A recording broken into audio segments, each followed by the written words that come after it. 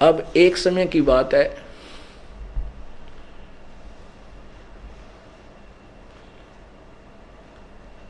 हरिद्वार के अंदर हरपैड़ी पर एक परभी लगनी थी कुंभ के मेले की। तो जब ये परभी लगती है, कुंभ का मेला जहां पर निश्चित होता है, तो ये सभी गिरी, पुरी, वैष्णो, नागा, ये जितने नागे उन्हें बोलो जो कतियु गाड़ियां अंडा फिर है, या एक आध कोपिन कापिन सी लपेट लें पर्दे पे बस। और वैष्णो है ये विष्णु के उपासक। नागा, गिरी, पुरी ये सारे नाथ ये भगवान तमोगुण शंकर के उपासक। तो ये वहां जाकर के कुंभ के मेले में अपने अपने समुदायों में अलग अलग विभाजित हो जाते हैं। पूरे देश के अपने टोल में जाकर इकट्ठे हो जाते हैं और फिर ये स्नान करने के लिए चलते हैं उस तीर्थ में, सरोवर में या दरिया में जहां पर वो निर्धारित होता है। तो वहां सबसे पहले नागा पहुंच गए हर की पैड़ियां पर नहाने के लिए। पीछे थे वैष्णो साधु चले फिर स्नान करने के लिए। वो नागा पूरी हर की पैड़ियों पर छाए हुए थे, पीछे थे वैष्णो साधुओं का पूरा समूह आया। उन्होंने कहा कि नागा तुम बाहर आ जाओ, पहले हम स्नान करेंगे, हम सर्वश्रेष्ठ हैं, हम भगवान विष्णु के उपासक हैं। नागा कहने लगे नहीं, हम पहले स्नान करेंगे, हम त्यागी और बैरागी हैं, हम निवस्त्र रहते हैं, हमने दुनिया से कुछ लेना देना नहीं, हम सर्वश्रेष्ठ हैं, सर्वश्रेष्ठ हैं, इसलिए हम प्रथम स्नान करेंगे। विष्णु का वैष्णु उपासक, जो विष्णु जी के उपासक वैष्णु साधु कहते हैं, वो सतोगुण के उपासक कहते हैं। वो शरड फेरडो, तुम टट्टी के हाथ भी ना धोते, पशुओं की तरह नंगे हांडो, नहाते न धोते, राख में पड़े रहो, आज तुम पहले नहाने वाले हो गए, हम श्रेष्ठ हैं, तुम बाहर आओ नहीं तो ये कर देंगे। अब वो स्नान करना तो भूल गए और पर भी भूल गए, अर की पैड़ी भी भूल गए, भगवान भी भूल गए। मुक्कम मुक्का, गुट्टम गुट्टा, तलवार निकाल ली, वहां तक पूरा युद्ध छिड़ गया। कहते हैं लगभग 25,000 वो तीनों गुणों के उपासक वहां कटका मर गए। इसके विषय में परमात्मा अपनी वाणी में आदरणीय गरीबदास साहिब द्वारा कहलाते हैं। क्या बोलते हैं?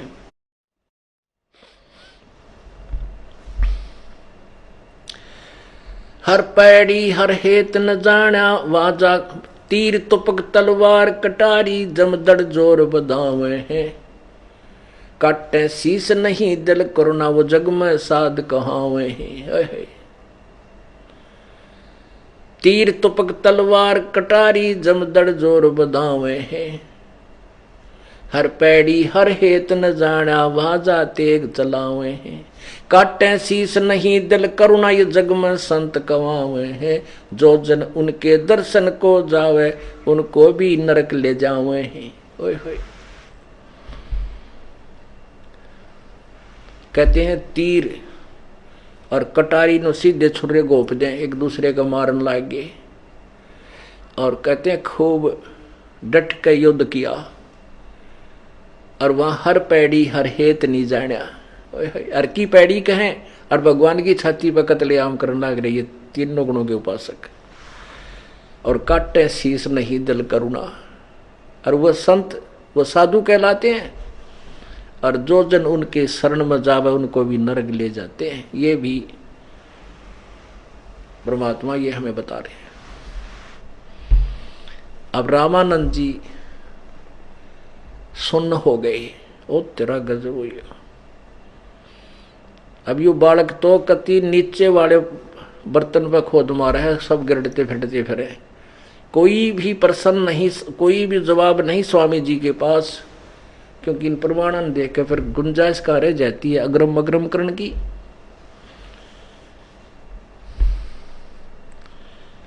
अब स्वामी जी कहता है, परमात्मा कहते हैं, स्वामी जी कहता है कि आप बात तो आपकी बिल्कुल सत्य है लेकिन आगे फिर 16, 17 और 18 में भी तो कुछ गीता ज्ञानदाता कुछ और बोल रहा है। परमात्मा ने कहा कि गीता का ज्ञान कहा किसने स्वामी जी? पहले तो ये निर्णय करते हैं।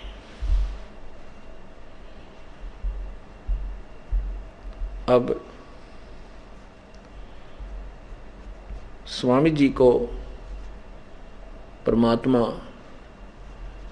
गीता जी का ज्ञान किसने कहा, ये निर्णय करने के लिए पूरे प्रमाण सहित वो ज्ञान समझाते हैं। बोलो सतगुरुदेव की जय। कर जोरूं विनती करूं, धरूं चरण पर शीश। गुरु राम देवानंद जी महाराज ने दियो नाम बख्शीश। कोटि कोटि सिजदा करूं, कोटि कोटि प्रणाम। चरण कमल में राखियो मैं बांदी जाम गुलाम।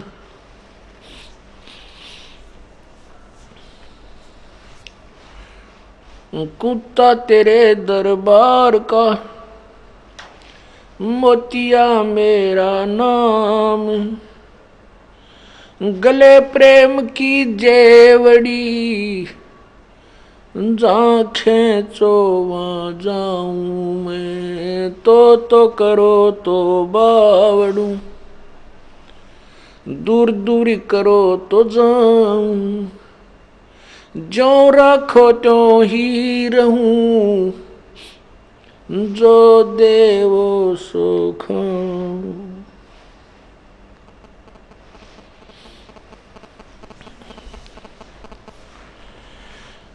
परमपिता परमात्मा सारी सृष्टि के रचनहार कबीर परमेश्वर की असीम कृपा से ये पूर्णिमा पर्व आज अंतिम दिन में है। उसकी कृपा से ही ऐसे शुभ समागम होते हैं। परमात्मा के विषय में प्रभु परिचित महापुरुष संत गरीबदास जी ने कहा कि भक्ति मुक्ति के दाता सतगुरु, ये भटकत प्राणी फिरंदा, उस परमेश्वर के हुक्म बिना नी तरवर पात हिलंदा। उस कबीर परमात्मा के आदेश बिना ऐसे शुभ समागम नहीं हो सकते। और इनके अंदर जो पुण्यात्माओं को आने का सुअवसर मिलता है, ये भी उसी परमेश्वर की असीम कृपा है।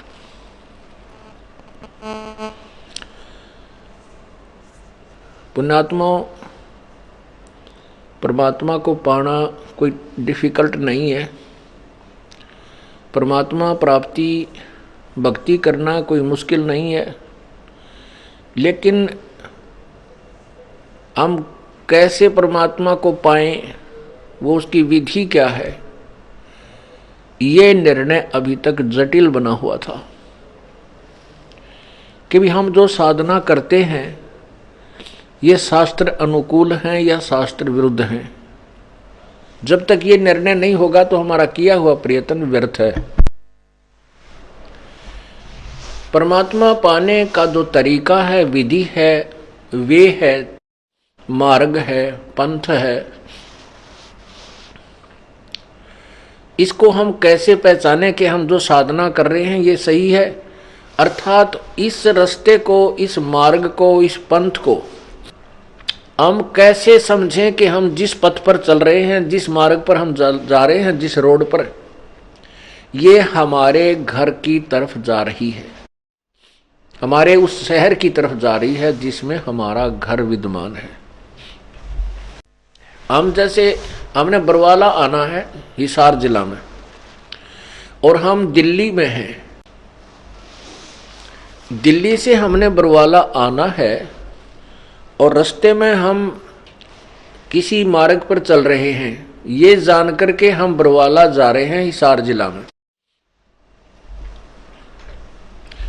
और आगे चल के कोई ये कहता है कि तुम्हारा ये मार्ग ठीक नहीं है, ये आपका बरवाला जाने वाला मार्ग बरवाला वाला रोड नहीं है,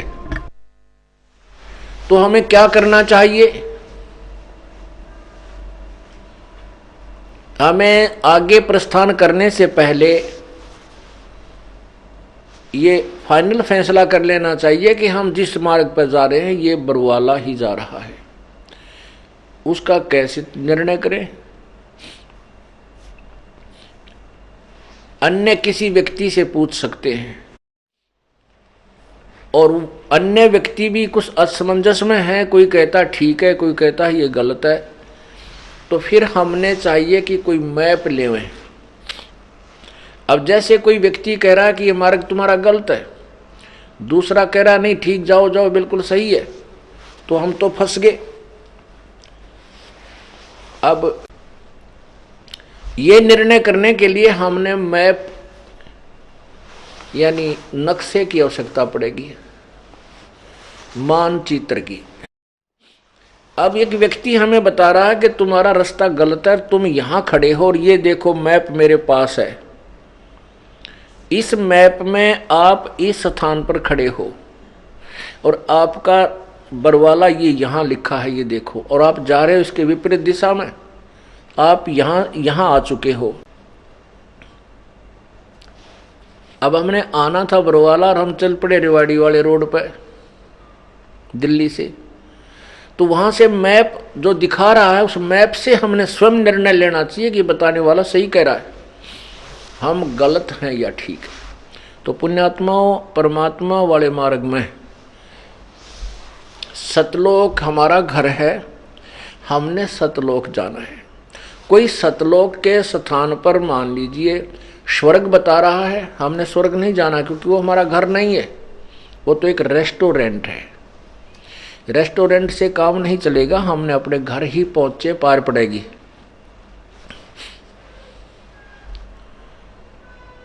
तो हमारा घर सतलोक है, हमने सतलोक जाना है। फिर उसके जाने का रास्ता कौन सा है? उस परमात्मा के उस परम पद को प्राप्त करने की वे ऑफ वर्शिप कौन सी है, वो मार्ग कौन सा है? ये भी हमारे सदग्रंथ उसका मैप हैं।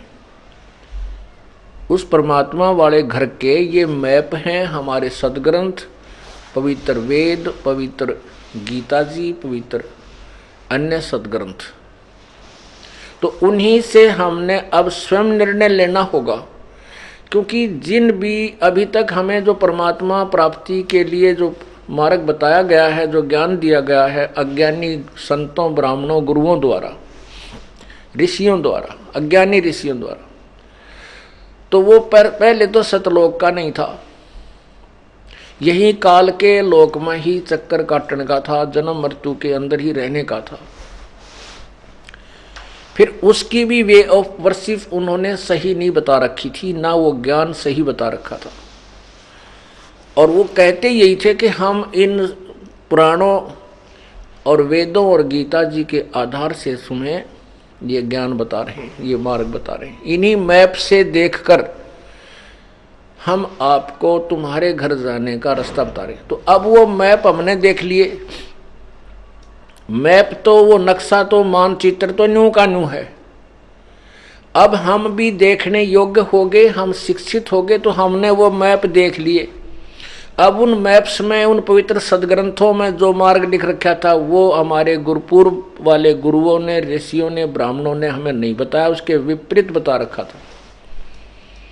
तो अब हमने अपने परमात्मा के घर जाने का, अपने घर जाने का, परमात्मा पाने का वो यथार्थ मार्ग चुनना पड़ेगा, और तब ही हम वहां पहुंच पाएंगे। अन्यथा यहीं चक्कर काटते रहेंगे, जन्म और मृत्यु के इस रहट के, हर हट के कुएं में जुड़े रहेंगे।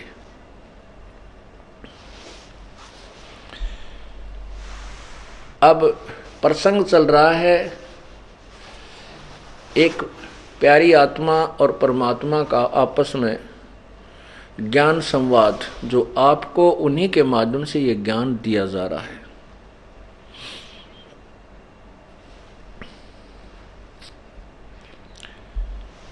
अब गीता जी के बारे में परमात्मा कबीर जी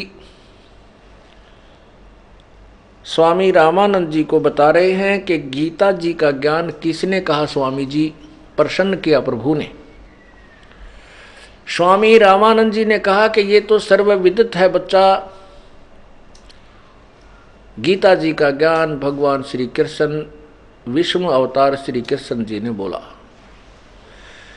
परमात्मा ने कहा कि ये भी आपको भ्रम है स्वामी जी, श्री कृष्ण जी ने तो गीता के ज्ञान में एक अक्षर भी ना बोला। गीता जी का ज्ञान श्री कृष्ण ने नहीं बोला, श्री कृष्ण के अंदर प्रवेश करके काल ने बोला। वो ज्योति निरंजन ब्रह्म ने बोला, जो 21 ब्रह्मांड का मालिक है, स्वामी है, जो क्षर पुरुष लिखा है गीता जी में।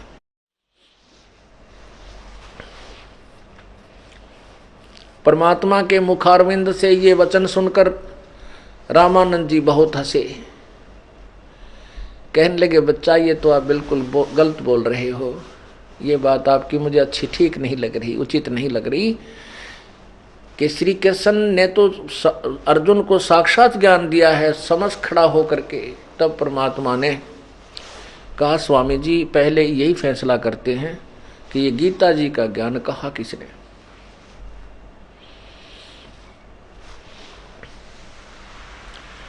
ये काल कौन है? ये काल ब्रह्मा विष्णु महेश का पिता है। अब पहली बार कोई प्राणी ये ज्ञान सुनता है तो उसको पग पग पर शंका होती है, कदम कदम पर उसको शंका होती है, और ये सच्चा ज्ञान झूठा सा लगता है। क्यों लगता है? क्योंकि पहले हमने अज्ञान ग्रहण कर रखा है, वो ज्ञान नहीं है। क्योंकि गीता जी में लिखा है कि तत्व ज्ञान के अतिरिक्त जो भी ज्ञान है वो अज्ञान है, वो ज्ञान नहीं है। तो हमने उस अज्ञान को, लोक वेद को ग्रहण किया हुआ है। अब परमात्मा ने समझाया कि श्री कृष्ण जी के अंदर प्रवेश करके इस काल ने, ब्रह्म ने, सदाशिव कहो, उसे महाविष्णु कहो, महाब्रह्मा कहो, जो ब्रह्मा विष्णु महेश के पिताजी हैं, उसने ये ज्ञान बोला।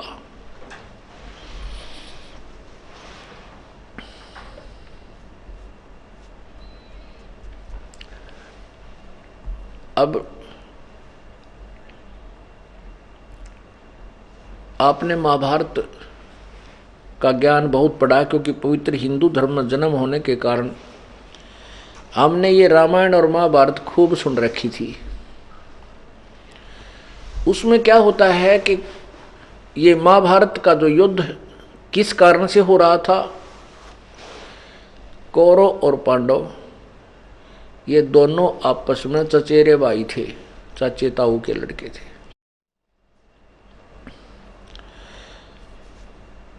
और कौरव जो है पांडवों को आधा राज्य नहीं दे रहे थे, अर्थात उनकी संपत्ति का बंटवारा नहीं हो रहा था। इसीलिए उनका आपस में मनमुटाव चल रहा था। जब किसी का आपसी झगड़ा हो जाता है तो रिश्तेदार बीच बचाव करने के लिए आते हैं। भगवान श्री कृष्ण पांडवों का रिश्तेदार था, संबंधी था, अर्थात अर्जुन का साला था। भगवान श्री कृष्ण की बहन सुभद्रा का विवाह अर्जुन पांडव के साथ हुआ था। इस उद्देश्य से श्री कृष्ण जी 3 बार शांति दूत बनकर कौरव और पांडवों को समझाने के लिए गए कि तुम युद्ध मत करो, झगड़ा ना करो, और युद्ध से होने वाले जो अत्याचार से उससे होने वाली हानि से भी परिचित कराया, बहुत समझाया, लेकिन दोनों पक्ष कोई भी टस से मस नहीं हुआ और दोनों ही अपनी अपनी जिद पर अड़े हैं। तीसरी बार जब श्री कृष्ण जी गए कौरव और पांडव का आपस में कंप्रोमाइज कराने के लिए,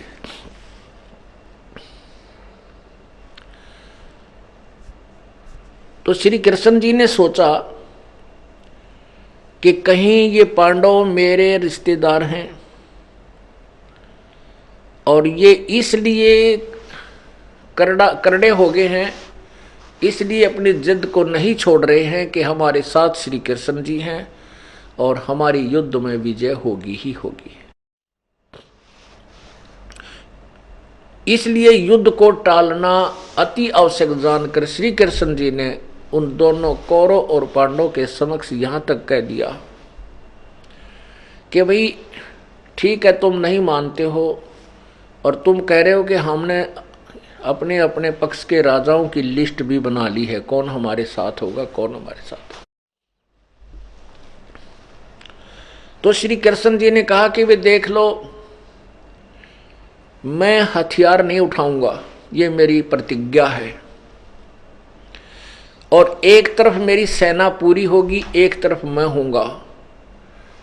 जिसने भी चाहिए, मुझे जो मांगना चाहे वो, एक तरफ मैं आऊंगा, एक तरफ मेरी सेना होगी। मैं और सेना एक तरफ, एक साइड नहीं होंगे, हम अलग अलग होंगे।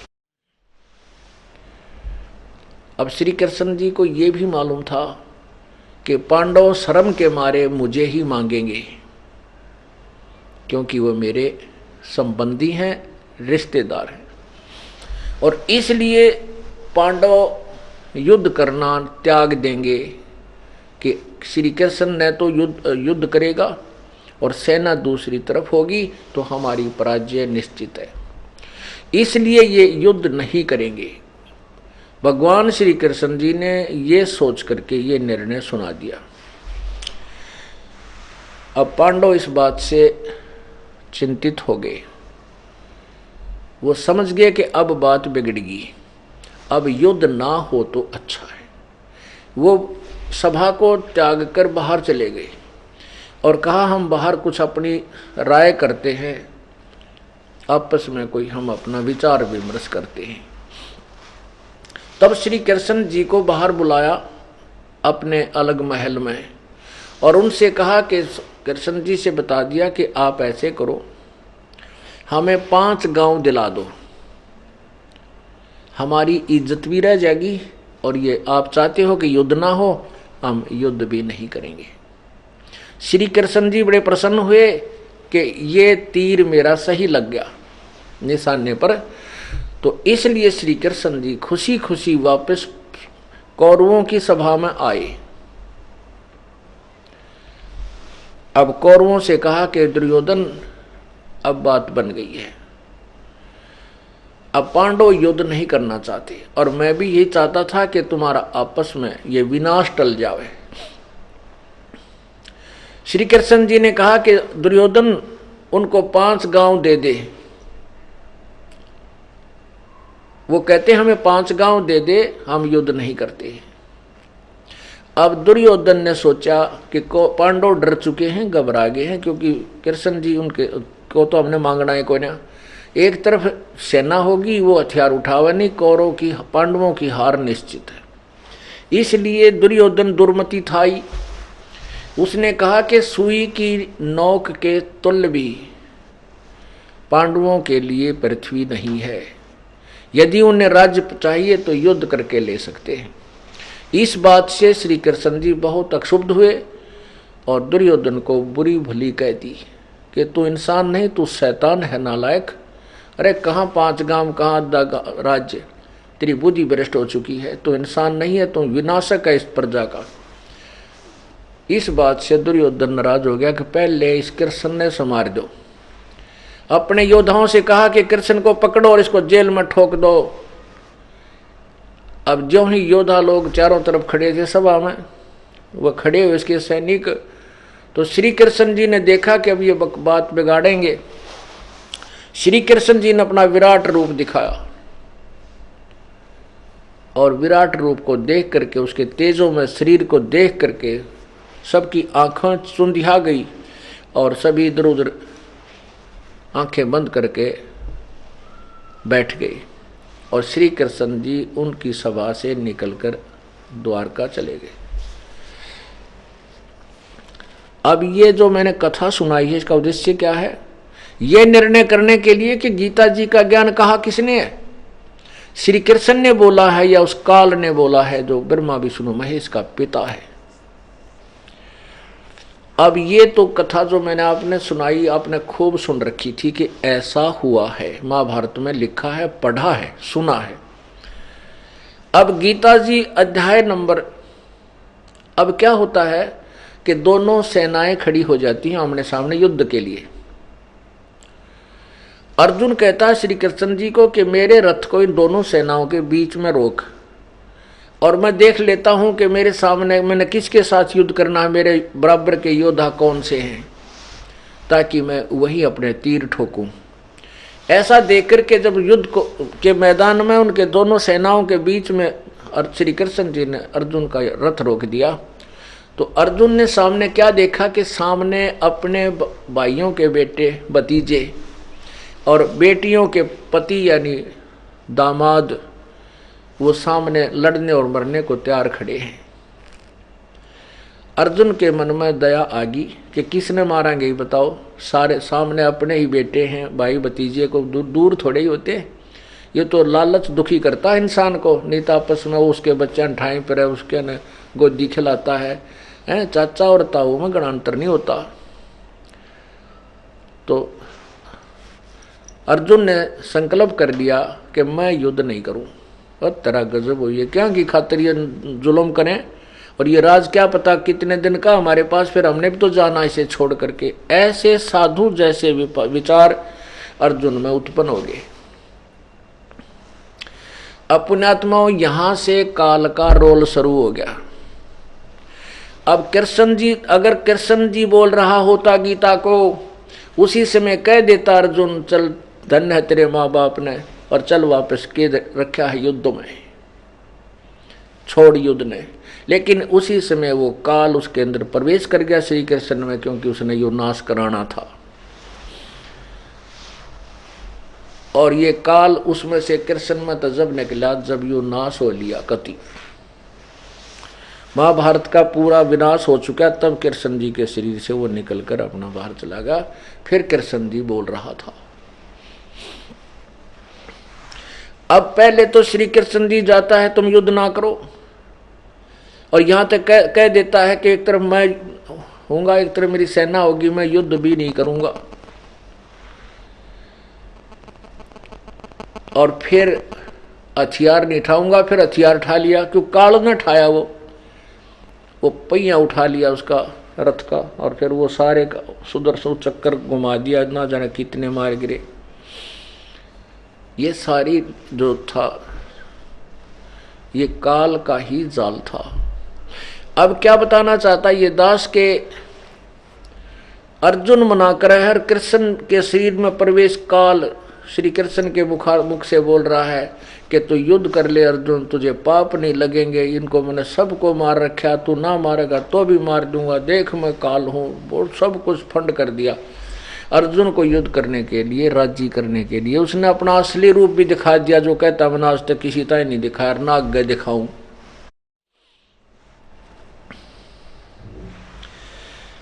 अब आप देखिएगा गीता जी अध्याय नंबर 11 के श्लोक नंबर 47-48 में, पहले आपको श्लोक नंबर 21 और 32 पे 47-48 ये निर्णय कर देंगे कि गीता कौन बोल रहा है।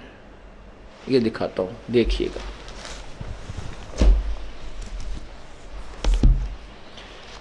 ये है श्रीमद् भगवत गीता,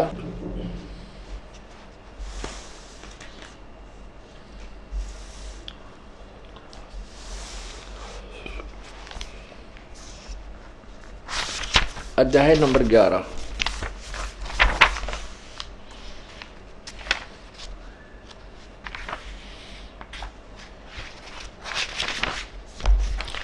और श्लोक नंबर 21 में क्या कहा है? अर्जुन देख रहा है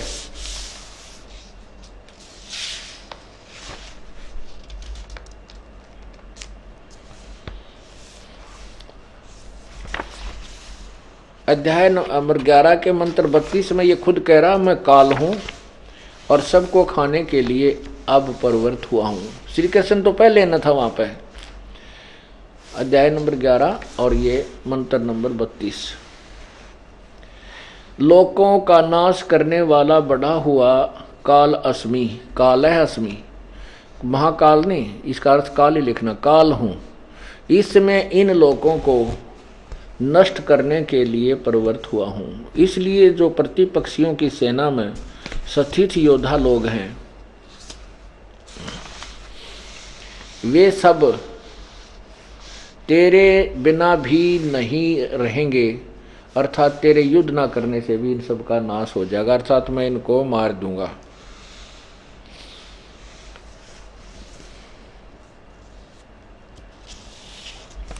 आगे 33 में कहा है, अतएव तू उठ, यश प्राप्त कर, शत्रुओं को जीत कर धन दाने से संपन्न राज्य को भोग। ये सब सूरवीर पहले ही से मेरे ही द्वारा मारे गए हैं। ये सावे साचिन, तू तो केवल निमित्त मात्र बन जा। अब ये क्या कहता, मैं काल हूं और सबको खाने के लिए आया हूं, तू ना लड़ेगा तो भी मार दूंगा, और तू तो केवल निमित्त मात्र बन जा। अब 21 में अर्जुन देख रहा है, अर्जुन देख रहा है और कह रहा है, भगवान आप तो इन देवताओं को भी खा रहे हैं जो आप ही की स्तुति कर रहे हैं। देखिएगा,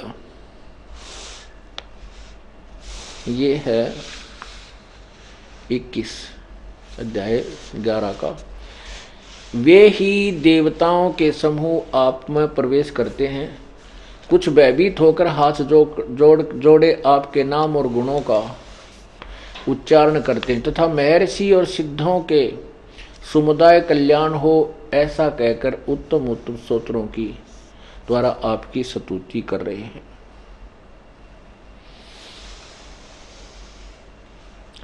अब क्या कहा है कि अर्जुन कह रहा है कि ये भगवान, ये तो आप तो इन देवताओं को भी खा रहे हैं, इन ऋषियों के झुंड को खा रहे हो, और ये आप ही से अपने जीवन की रक्षा के लिए प्रार्थना कर रहे हैं। आप इनको फिर भी खा रहे हो। तो काल कहता, मैं तो काल हूं भाई, सब न खाऊंगा, मैं नहीं बख्शू किसी को। अब 11वें अध्याय के 46वें श्लोक में क्या कहा है? अर्जुन कह रहा है, हे सहस्रा बाहु, 1000 भुजा वाले भगवान, ओहो, मैं आपको चतुर्भुज रूप में देखना चाहता हूं। क्योंकि अर्जुन तो उसको कृष्ण मान रहा था, और कृष्ण विष्णु जी के अवतार, और विष्णु चतुर्भुज भगवान 4 भुजा वाले, और वो दिखा रहा 1000 भुजा। जब उसको वास्तविक अपना रूप काल ने दिखाया तो उसके 1000 भुजा हैं काल की, तो 1000 भुजा दिखा रहा था। तो अर्जुन कहता है, सहस्रा बाहु, 1000 भुजा वाले, ये देखो अध्याय नंबर 11 में ये श्लोक नंबर 46 है, मैं वैसे ही आपको मुकुट धारण किए हुए, गदा और चक्र हाथ में लिए हुए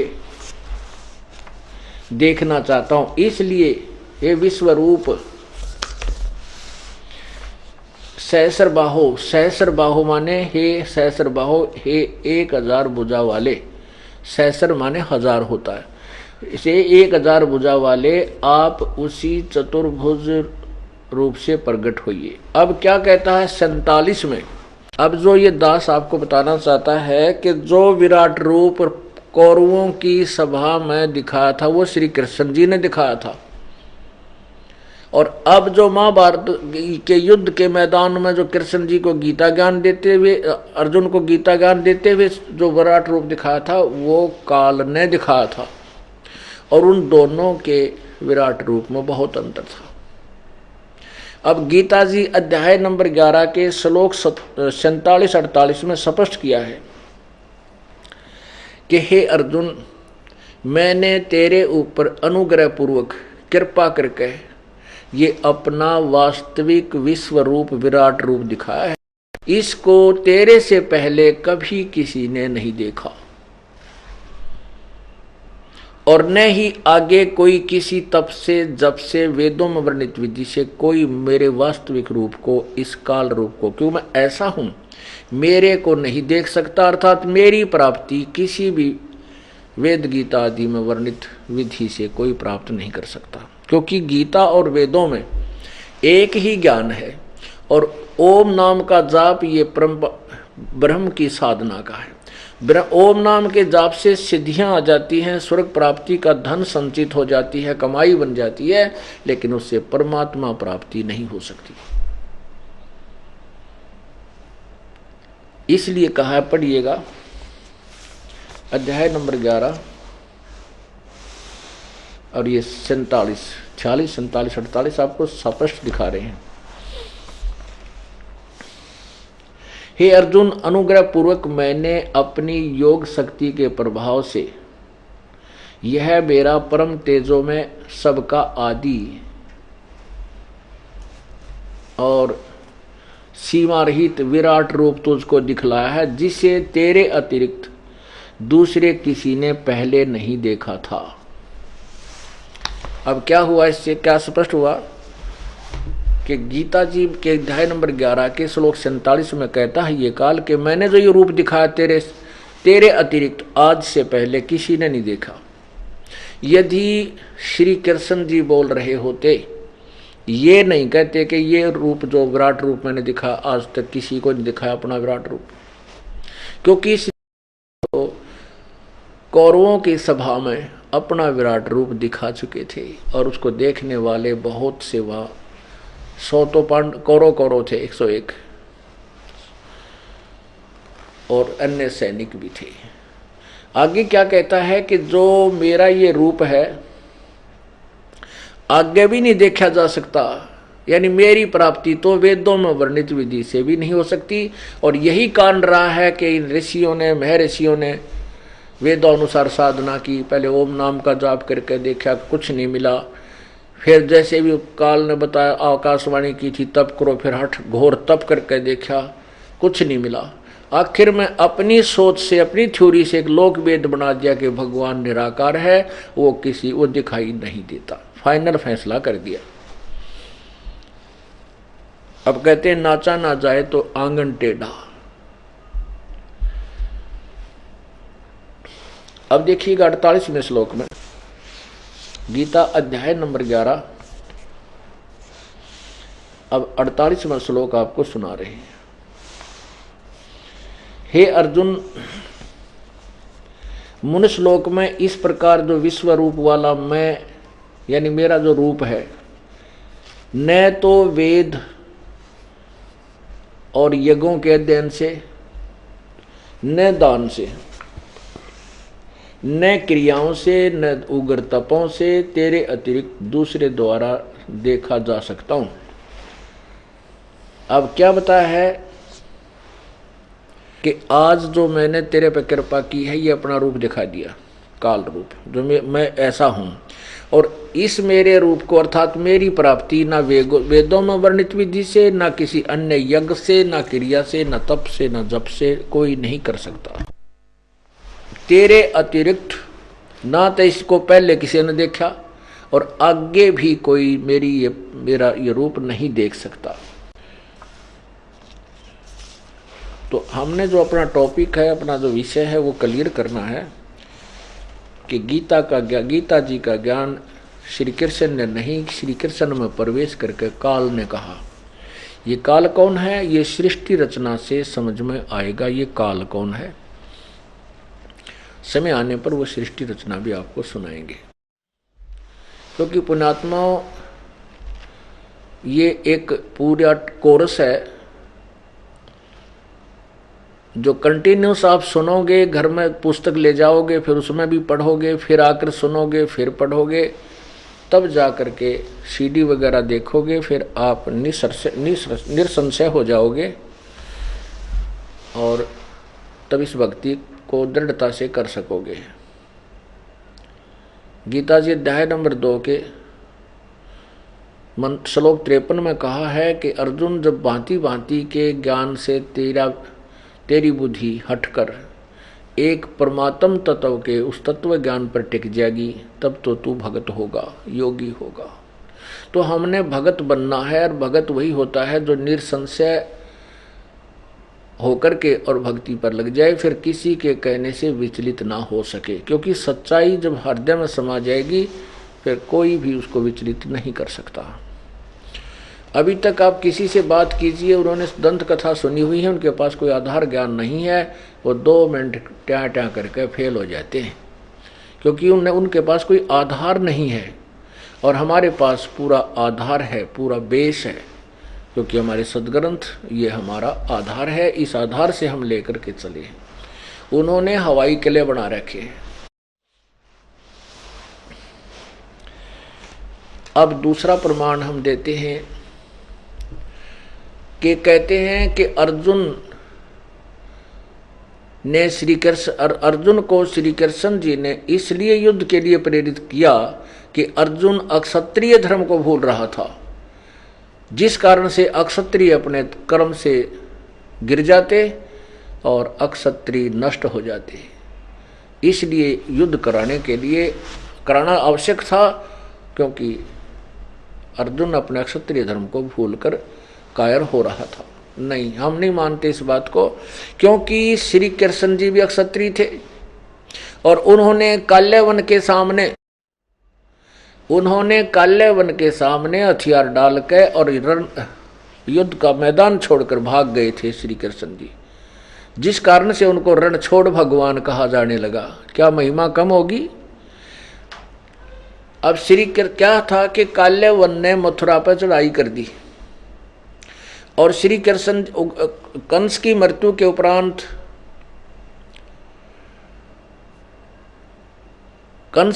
के उपरांत उग्रसेन जी ने अपने दोते श्री कृष्ण जी को ही वहां की बागडोर संभाल दी थी। उधर से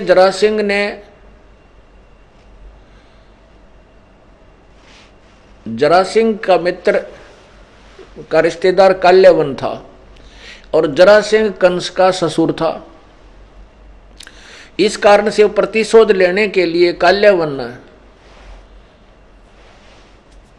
मथुरा पर चढ़ाई कर दी और 18 करोड़ सेना ले आया। 18 करोड़ कौरव पांडवों की दोनों मिलकर 18 करोड़ थी, वो अकेला 18 करोड़ ले रहा। तो इसलिए श्री कृष्ण जी ने देखा कि ये तो बहुत जुल्म हो जाएगा, ना जाने कितने मनुष्य मर जाएंगे। इसलिए श्री कृष्ण जी को ने युद्ध छोड़कर भागना उचित समझा। कुछ ही दिन पहले नारद जी ने आकर के श्री कृष्ण जी को बताया था कि हे भगवान, यहाँ एक कंधरा है, गुफा। उस केव में एक मुचकंद नाम का राजा है। उसने सिद्धि शक्ति से भक्ति करके सिद्धियां प्राप्त कर रखी हैं। उसने वर मांग रखा है कि 6 महीने वो छुपकर सोता है और 6 महीने जागता रहता है। जागते ही वो युद्ध करने लग जाता है और 6 महीने जब सोता है तो वो इतनी गहरी निद्रा में सोता है कि यदि उस 6 महीने के दौरान उसे कोई बीच में जगा देवे, उसकी निद्रा भंग कर देता है, तो उसके आंखों से अग्निबाण छूटते हैं और सामने वाले को पल में भस्म कर देता है। तो इसलिए भगवान आप उधर मत जाना, उस केव में, उस गुफा में मत जाना।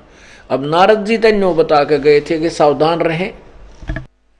अब श्री कृष्ण जी को उस समय जब देखा कि ये इतना 18 करोड़ सेना और मथुरा पर चढ़ गई, तो श्री कृष्ण जी ने सोचा क्यों ना मुचकंद को से इस काल्यवन को मरवा दूं, सांप भी मर जा, लाठी भी ना टूटे।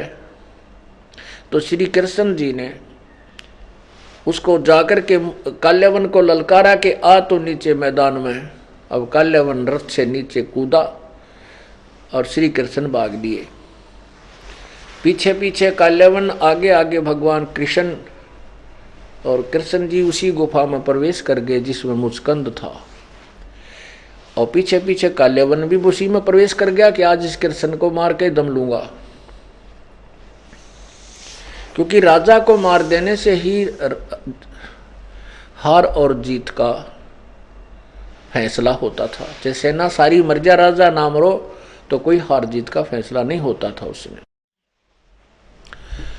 तो कृष्ण जी ने क्या किया, आगे जाके काल्यावन जहां सो रहा था ना, वो मुचकंद सो रहा था, उसके ऊपर अपना जो पीतंबर था, पीले रंग की एक चादर रखा करते साथ में, वो उसके ऊपर उड़ा दी। अब काल्यावन ने पहचान कर रखी थी कि पीला कपड़ा ले रहा है वो, तो उसने जाकर देखा अंदर, और श्री कृष्ण जी थोड़ा आगे चले गए गुफा में, उसकी एक किसी पत्थर की आड़ में खड़े हो गए, ओट में। अब काल्यावन ने देखा कि कृष्ण यहाँ आके छुप के सो गया। उस मुचकंद को श्री कृष्ण जान के टांग पकड़ के और घुमा दी, कहा खड़ा हो कायर, तू तुझे छोड़ो थोड़ाएगा, कहाँ छुप गया तू आके। अब जो ही उस टांग मरोड़ी, पैर को घुमाया, तो कल उसको मुचकंद का दर्द हुआ, उसकी निंद्रा भंग होगी, और क्रोध में उसने आंखों से अग्निबाण छूटे और काल्यावन मर गया। कहने का भाव ये है दास का कि यह भी बात न्याय संगत नहीं लगती कि श्री कृष्ण जी ने इसलिए युद्ध करवा दिया कि वो अर्जुन क्षत्रिय धर्म का पालन नहीं कर रहा था, क्योंकि श्री कृष्ण ने खुद, श्री कृष्ण जी तो पहले ही रण छोड़ के भाग गए थे, इसलिए रणछोड़ भगवान कहा जाने लगा। अब देखो हम कितने श्रद्धालु हैं, रण छोड़ के बाद जब ने कायर क्या करें, लेकिन हम फिर भी श्री कृष्ण जी को बोलो रण छोड़ भगवान की जय। अब ये नहीं पता हम उसकी इज्जत कर रहे हैं, भगवान की बेइज्जती कर रहे हैं, ये तो ना जिक्र ना करते हुए ठीक था, रण छोड़ तो ना कहना चाहिए था। तो हम ऐसे ढंग से लगे हुए थे इस अज्ञान के आधार पर। ये 2 पॉइंट क्लियर हुए। अब श्री कृष्ण के अंदर प्रवेश करके काल बोला, ये क्लियर करते हैं कैसे प्रवेश हुआ। आपको दिखाते हैं श्री विष्णु पुराण।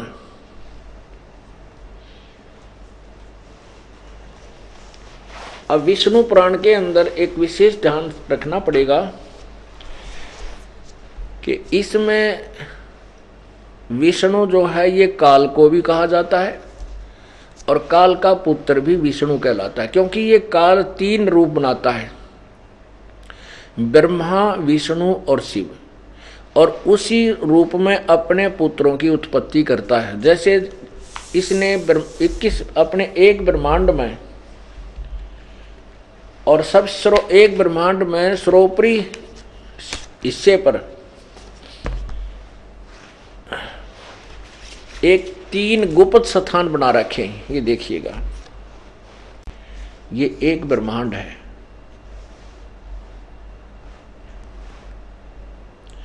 इसमें ये ब्रह्मा और ये विष्णु, ये शिव जी, ये ब्रह्मा, ये विष्णु और ये शिव जी, ये इनके अपने लोक हैं। ये पृथ्वी लोक है, और ये स्वर्ग लोक है, और नीचे ये पाताल लोक है। ये ब्रह्मा जो काल के बेटा हैं, ब्रह्मा, विष्णु और शिव, ये अपने स्थानों पर, अपनी राजधानियों में रहते हुए इन 3 लोक के, पृथ्वी, स्वर्ग और पाताल, इन तीनों लोकों के प्राणियों के कंट्रोलर हैं। इससे ऊपर ये अलग से एक ब्रह्मलोक है सारा, और ये बहुत बड़ा क्षेत्र है। इसमें महास्वर्ग भी कहते हैं इसे। इसके सबसे ऊपर के हिस्से में, ये बाकी सब जल ही जल है, बहुत बड़ा समुद्र है, ये ऊपर काल रहता है। इसने यहाँ पर 3 स्थान बना रखे हैं, एक रजोगुण प्रधान क्षेत्र, ये रजोगुण प्रधान क्षेत्र, और ये तमोगुण प्रधान क्षेत्र, ये तमोगुण प्रधान क्षेत्र है, ये रजोगुण प्रधान क्षेत्र है, और ये सतोगुण प्रधान क्षेत्र है। तो ये काल क्या करता है कि स्वयं जब ये रजोगुण प्रधान क्षेत्र में होता है, पहले हम रजोगुण प्रधान अक्षेत्र की डेफिनेशन बताते हैं और तमोगुण और सतोगुण की। जैसे एक मकान में 3 कमरे बनाए रखे हों और एक कमरे में साधु संत फकीरों के भक्तों के चित्र लगे हुए हों, तो उसमें जब हम जाएंगे, उस कमरे में जाते ही हमारा मन उन महापुरुषों की जीवनी और उनके स्वभाव और चित्र को देख करके एकदम शांत और परमात्मा को चाहने वाला के विचार अंदर से अपने आप उपजने लग जाते हैं। उसमें दुर्विचार नहीं आते। और दूसरे कमरे में अश्लील चित्र लगे हुए हों तो उसमें जाते ही मन में बकवाद आने लग जाएंगी स्वतः। और तीसरे में देशभक्तों के शहीदों के चित्र लगा रखे हों तो उसको देख करके उनकी जीवनी और हिस्ट्री को पढ़ कर याद करके अपने आप उन जैसा हमारा भाव एकदम बदल जाता है। इसी प्रकार इस काल भगवान ने सूझबूझते अपने आहार के लिए, अपने जो खाने के लिए सारी व्यवस्था कर रखी है। इसने ऊपर 3 स्थान बना रखे हैं। जब रजोगुण प्रधान क्षेत्र में ये जाता है, अपनी पत्नी दुर्गा के साथ वहां रहता है। इन दोनों के सृष्टि कर्म से, पति पत्नी व्यवहार से जो पुत्र उत्पन्न होता है तो वो रजोगुण प्रधान बन जाता है। और वहां पर ये अपना ब्रह्मा रूप धारण करके रहता है और दुर्गा को सावित्री रूप बना करके रखता है। दूसरे सतोगुण प्रधान क्षेत्र में जब ये दोनों रहते हैं, दुर्गा और ये काल ब्रह्म सदाशिव, या वहां ये विष्णु रूप धारण कर लेता है। इन दोनों के योग से जो पुत्र उत्पन्न होता है वो ऑटोमेटिकली सतोगुण युक्त हो जाता है। और विष्णु ही रूप अपने उसी जिस रूप में वो रहता है उसी का रूप, उसी से मिलती जुलती शकल का ये पुत्र उत्पन्न हो जाता है, वो विष्णु कहलाता है। और तीसरे जब ये तमोगुण प्रधान क्षेत्र में रहते हैं तो दोनों के संयोग से जो पुत्र उत्पन्न होता है वो तमोगुण युक्त हो जाता है और उस समय ये शिव रूप धारण करता है और दुर्गा को पार्वती रूप बना कर रखता है। तो ऐसे ही शिव जैसा ही जो का तो मिलता जुलता उसका पुत्र उत्पन्न हो जाता है। तो फिर ये काल इन तीनों को अलग स्थान दे देता है, फिर इनकी दुर्गा को संकेत करके इनकी शादी करवा देता है।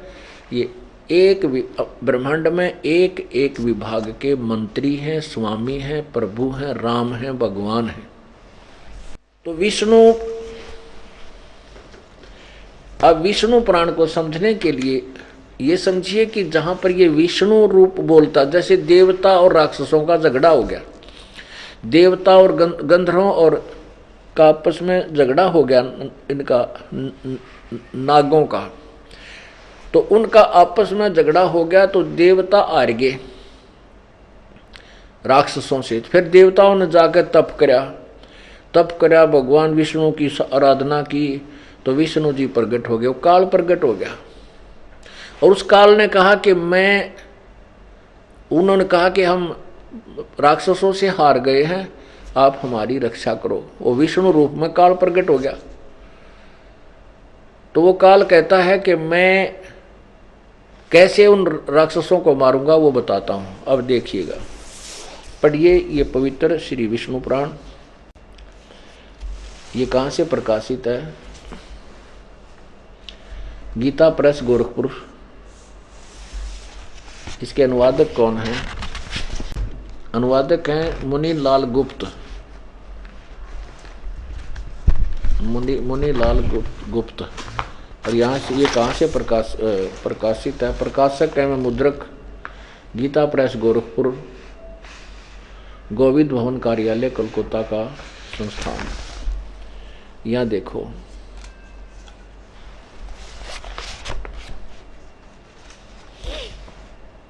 ये है चतुर्थ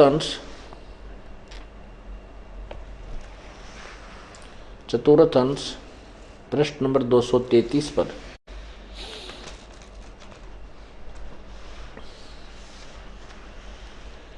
तब आदि अनंत शून्य ये क्या कहते हैं, उसमें महाबलवान दैत्यगण से पराजित हुए देवताओं ने भगवान विष्णु की आराधना की। तब आदि अनंत शून्य अशेष जगत पिता पालक श्री नारायण ने देवताओं से प्रसन्न होकर कहा, आप लोगों का जो कुछ अभिष्ट है वह मैंने जान लिया है। उसके विषय में यह बात सुनिए। राज ऋषि ससाद का जो पुरंजय नामक पुत्र है, उस अक्षत्रिय श्रेष्ठ के शरीर में मैं अंश मात्र से स्वयं अवतीर्ण होकर उन संपूर्ण दैत्यों का नाश करूंगा। अतः तुम लोग पुरंजय को दैत्यों के वध के लिए तैयार करो। क्या कहता है कि मैं उसके शरीर में अंश मात्र से स्वयं अवतीर्ण होकर उन संपूर्ण दैत्यों का नाश करूंगा। तुम लोगों को पुरंजय को दैत्यों के वध के लिए लड़ाई के लिए तैयार करो। दूसरा, गंधर्वों से एक नाग गोत्र के जो व्यक्ति थे वो पराजित हो गए। तो उन्होंने फिर भगवान विष्णु की आराधना की। विष्णु प्रकट हुआ। फिर वो क्या बताता है ये देखिए। ये चतुर्थ अंश अध्याय नंबर 3 और प्रश्न नंबर 242 पर गंधर्वों के पराक्रम से अपमानित उन नागेश्वरों द्वारा स्तुति किए जाने पर उसके श्रवण करने से जिनकी विकसित कमलदर्श आंखें खुल गई हैं, निद्रा के अंत में जागे हुए उन जलशायी भगवान सर्वदेवेश्वर को प्रणाम कर उनसे नागगण ने कहा, भगवान, इन गंधर्वों से उत्पन्न हुआ हमारा भय किस प्रकार शांत होगा। तब आदि अनंत रहित भगवान पुरुषोत्तम ने कहा, योनासव के पुत्र मान धाता का जो यह पुरुकुत्स नामक पुत्र है, उसमें प्रविष्ट होकर मैं उन संपूर्ण दुष्ट गंधर्वों का नाश कर दूंगा। जय हो। स्पष्ट हो गया कि ये काल है, ये विष्णु रूप में प्रकट होता है। जब इसकी आराधना करते हैं कुछ भी, तो ये अपने वास्तविक रूप में तो प्रकट होता नहीं। तो कहीं की विष्णु रूप में, कोई शिव रूप में आराधना करता है तो शिव रूप में प्रकट हो जाता है। तो क्या सिद्ध हुआ कि ये काल ऐसे भी छल छिद्र करता है, ये किसी के शरीर में प्रवेश करके और फिर वो अपना सारा काम कर देता है। हो गया सिद्ध कि गीता जी का ज्ञान श्री कृष्ण ने नहीं, काल ने कहा। अब और निचोड़ दिखा दूं आपको, कभी फाइनल फैसला कर देते हैं कि श्री कृष्ण जी तो कहता है कि मुझे पता ही नहीं गीता का ज्ञान। गीता जी में मैंने क्या कहा था जब वो युद्ध के दौरान तूने मुझसे सुना। महाभारत ये देखिएगा, द्वितीय खंड, संक्षिप्त महाभारत द्वितीय खंड। और ये कहाँ से प्रकाशित है? गीता प्रेस गोरखपुर से। और इसके अनुवादक कौन है? संक्षिप्त महाभारत द्वितीय खंड। और इसके संपादक तथा संशोधक हैं जय दयाल गोविंद का, जिसने गीता जी का भी अनुवाद किया हुआ है। और ये कहाँ से प्रकाशित है? गीता प्रेस गोरखपुर से।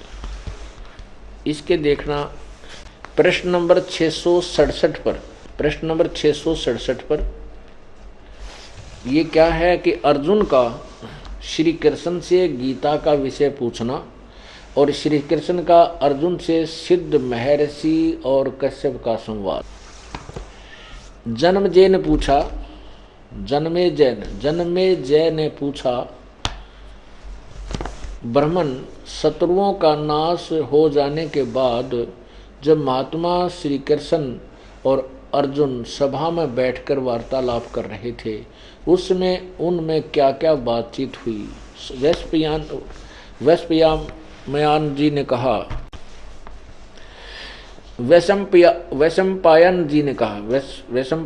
ने कहा, राजन, श्री कृष्ण के सहित अर्जुन ने जब अपने राज्य पर पूरा अधिकार प्राप्त कर लिया तो वे दिव्य सभा भवन में आनंद के साथ रहने लगे। एक दिन स्वजनों से घिरे हुए वे दोनों मित्र स्वेच्छा से घूमते घूमते सभा मंडप के ऐसे भाग में पहुंचे जो स्वर्ग के समान सुंदर था।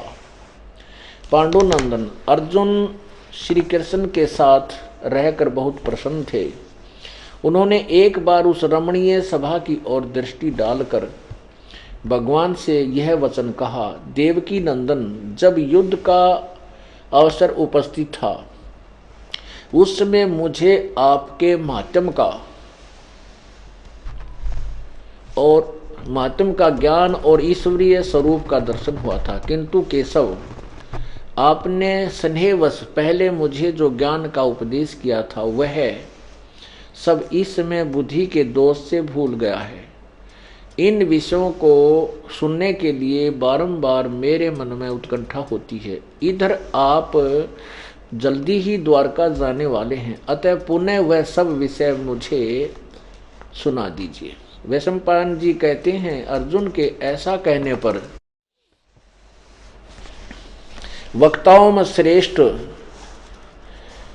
महातेजस्वी भगवान श्री कृष्ण ने उन्हें गले से लगाकर इस प्रकार उत्तर दिया। श्री कृष्ण बोले, अर्जुन, उसमें मैंने तुम्हें अत्यंत गोपनीय विषय का श्रवण कराया था। अपने स्वरूप भूत धर्म सनातन पुरुषोत्तम तत्व का परिचय दिया था और नित्य लोकों का भी वर्णन किया था, किंतु तुमने जो अपनी नासमझी के कारण उस उपदेश को याद नहीं रखा, यह जानकर मुझे बड़ा खेद हुआ है। उन बातों को अब पूरा पूरा स्मरण होना संभव नहीं जान पड़ता। पांडुनंदन, निश्चय ही तुम बड़े श्रद्धाहीन हो, तुम्हारी बुद्धि अच्छी नहीं जान पड़ती। अब मेरे लिए उस उपदेश को ज्यों का त्यों दोहराना कठिन है, क्योंकि उस समय योग युक्त होकर मैंने परमात्म तत्व का वर्णन किया था।